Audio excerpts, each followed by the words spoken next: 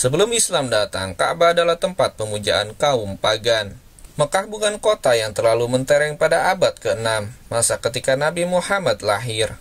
Kota ini memang ramai dikunjungi saudagar-saudagar di musim tertentu. Mereka mengadu untung dengan membawa berbagai barang dagangan dari beberapa penjuru bumi. Tapi Mekah tetap insignifikan dalam konteks geopolitik di sekitar Mediterania dan semenanjung Arab masa itu. Arti penting Mekah baru terlihat pada hal teologis bagi para penganut spiritualisme, paganisme, maupun monoteisme Abrahamik.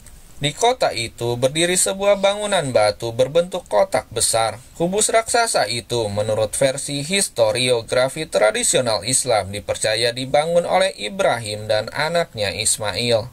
Bagi umat Islam, bangunan itu dimaksudkan sebagai rumah Tuhan oleh dua pendirinya. Namun setelah Ismail meninggal, lewat proses selama ribuan tahun, rumah Tuhan tersebut berakhir menjadi semacam kuil bagi kaum pagan. Dalam satu periode tertentu sebelum kedatangan Islam, bangunan itu sempat pula digunakan umat Kristiani, kemungkinan kaum Koptik dan Kristen Ethiopia, sebagai tempat pemujaan. Ini dibuktikan dengan lukisan-lukisan di dinding bagian dalam bangunan yang menggambarkan Nabi Isa atau Yesus bersama Maryam atau Maria. Penelitian G.R.D. King bertajuk The Paintings of the Pre-Islamic Ka'bah memperkuat bukti tersebut. Dari kuil berhala hingga arah kiblat, sampai sekarang belum ditemukan sumber atau keterangan yang pasti sejak kapan bangunan itu menjadi kuil penyembah berhala.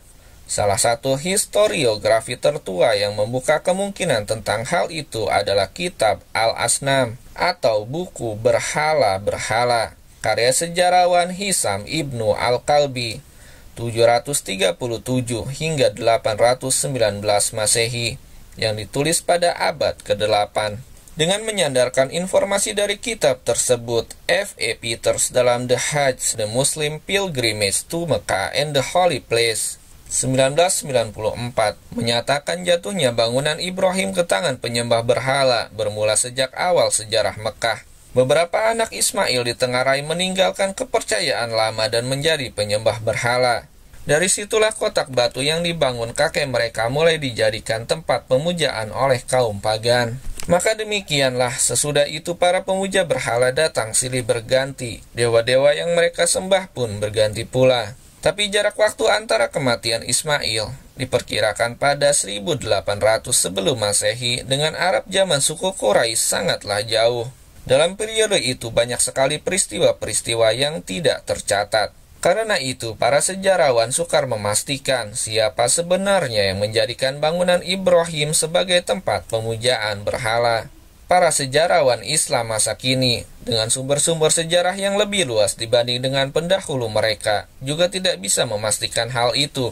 Apakah salah satu di antara dua bani kuno Arab, Jurhum dan Kuza'a, yang mengubahnya, ataukah karena pengaruh paganisme Yunani dan Romawi? Di antara pertanyaan-pertanyaan demikian, satu hal yang sangat menonjol adalah munculnya periodisasi stereotip dari kalangan sejarawan Islam. Bagi mereka, kemerosotan Mekah, baik secara moral maupun spiritual, disebabkan oleh jatuhnya kota itu ke kubangan paganisme. Dalam hal ini adalah Mekah pra-Islam. Ini ditunjukkan secara jelas dengan, misalnya, pembabakan sejarah resmi Islam yang membagi dua periode secara garis besar, zaman jahiliyah, secara harfiah berarti kebodohan, dan zaman kenabian.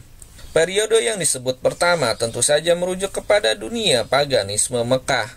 Ketika Nabi Muhammad dilahirkan, kubus raksasa yang dibangun Ibrahim sudah sepenuhnya dikuasai suku Quraisy penyembah berhala, bahkan menjadi semacam kuil besar bagi kaum pagan di seluruh Jazirah Arab.